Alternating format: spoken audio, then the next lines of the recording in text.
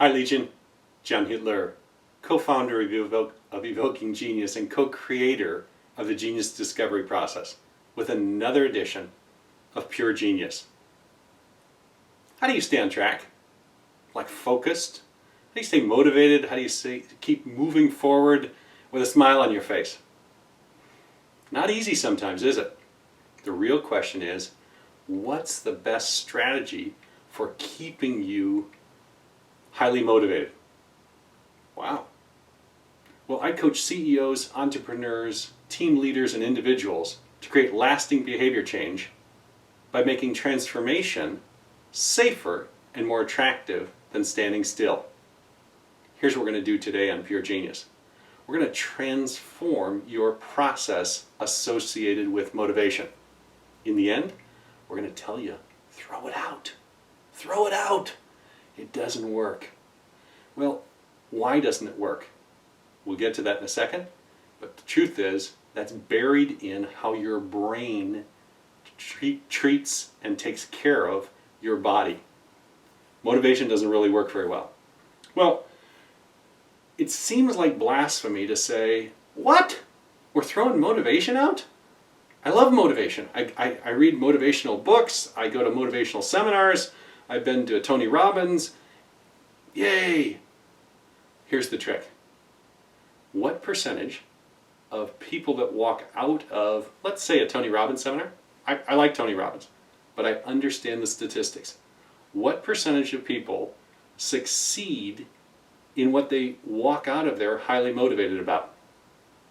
So they get all jazzed up and say, I can change the world.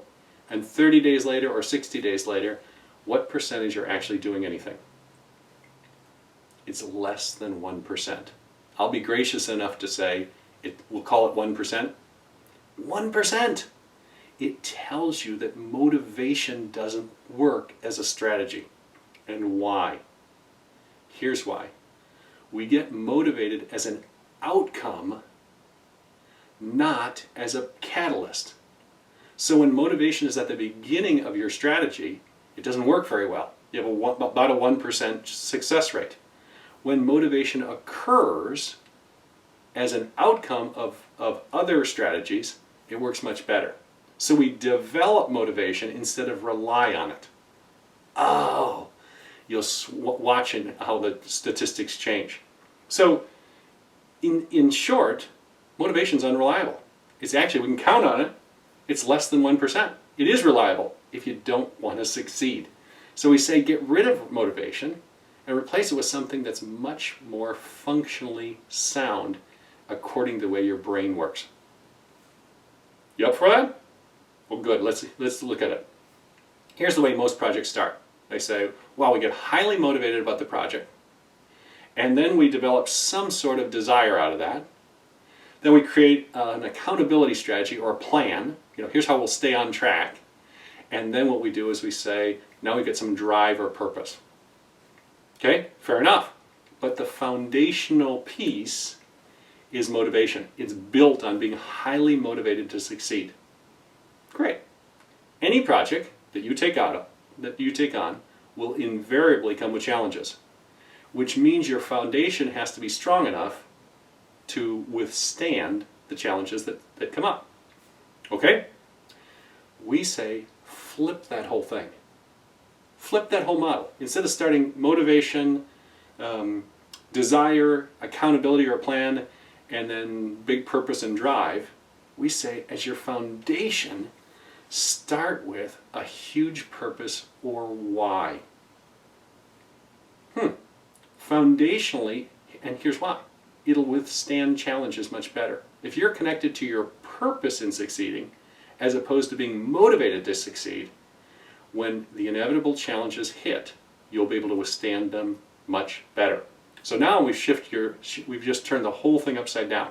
We say start with purpose or why. That will develop drive. You'll develop accountability or an action plan. You'll have, out of that action plan, you'll have intense desire, and then you're motivated to go act. Oh, like we said at the beginning, motivation is the outcome rather than the catalyst. Make it show up as the logical conclusion of having a huge purpose, as opposed to the precursor or the start or the foundation of your entire project. You'll succeed a much higher percentage of the time. And when we're comparing it to 1%, we don't have a whole lot of competition. But purpose-driven or why-driven teams, organizations, projects, anything work much more reliably than does the same team, organization, or project based on motivation. Here's a simple example. You want to do, let's say, a bucket list item, and you say, I'm going to run a marathon. Terrific. And you say, I'm all jazzed up. Yay, I'm all excited. It's a bucket list thing. It's going to be fun. I'm going to do the training, and great. All based on motivation. It's a bucket list. It's like a wish list. Okay? So I'll get up in the mornings and I'll run before work because that's the best time for me to do it. Okay? So you're motivated, you've got desire, you've got a plan, and what's going to happen is your big purpose that will come out of this is you get to check the box, yay, I'm in the marathon club.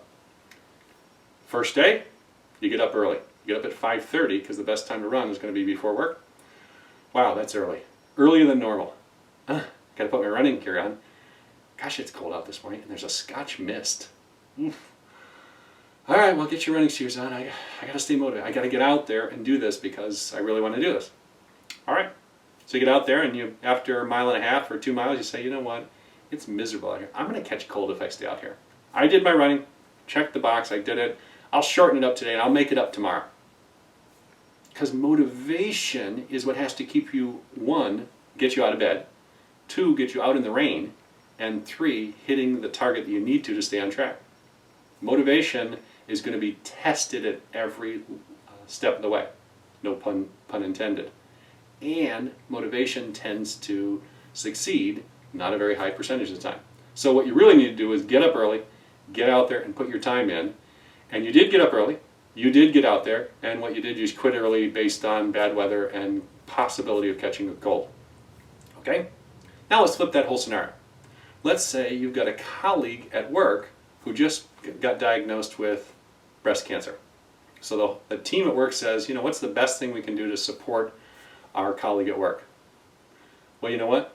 Let's raise money for cancer research in her name, in her honor, and let's do it by getting a team together and running a marathon. Wow. Okay. So now you're all based on purpose as opposed to motivation. Your purpose is supporting a human being with a name, a face, and a deadly disease, and now you've got much bigger why or purpose as your foundation instead of motivation. You're still going to have the big purpose, still have the big why. It leads to drive, which also has accountability. You're going to do it as a team, you're going to do it with partners, and what happens is the team stays highly motivated as an outcome, not as a precursor or as a catalyst. So same scenario happens. 5:30 the alarm rings. You got to get up early to get your miles in. It's a Scotch mist. It's cold outside. You put your running gear on, and at the 1.5 mile and 2 mile marker, when it gets a little bit miserable, and you say, "God, I'm freezing out here. I'm wet. I could, I wonder if I get sick." And you go, "You know what? I won't get as sick as Nancy. I'm gonna keep going. I need to hit 6 miles today. I need to hit 7 to stay on target. I'm going to put my time in, I'm going to put my miles in because my purpose here is supporting a fallen colleague." And when I get to work and everybody says, "Did you put your miles in?" and we start tracking it, I'll be able to say, "Yep, I did my 6 miles this morning. I'll be up to 8 next week, and I'll be up to 10 the week after. I'm ready for a long run on a weekend to be ready for the fundraising," because really the marathon is about fundraising and supporting your friend as much as it is about a bucket list or an event. You'll still get all that outcome, just like the motivation comes as an outcome. You still get to check the box for a bucket list. You still get to say, "I ran the marathon." You still get to say, "I'm in the club now." But it's all purpose-driven as opposed to motivationally driven. Your success rate goes way up when you're purpose-driven. That's why we say, lose the motivation and replace it with something that's going to actually work much more functionally. This works the same for a sales goal at your office as it does for losing weight, as it does for shifting gears in your parenting style with a child.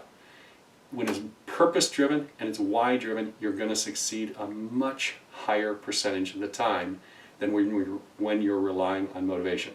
Motivation is generally reserved for tasks that we fundamentally don't want to do.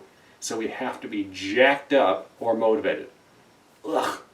Doesn't work very well. Your body and your brain don't interact with it very well. So here's what we say. Lose the motivation. Get a big purpose or a big vision or a big why. Then develop a plan and get to work.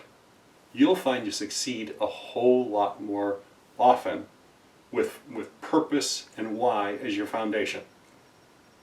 Hey, if this was helpful, like and share this with a colleague of yours and your audience. They'll be glad you did. Until we meet again on Pure Genius, all the best.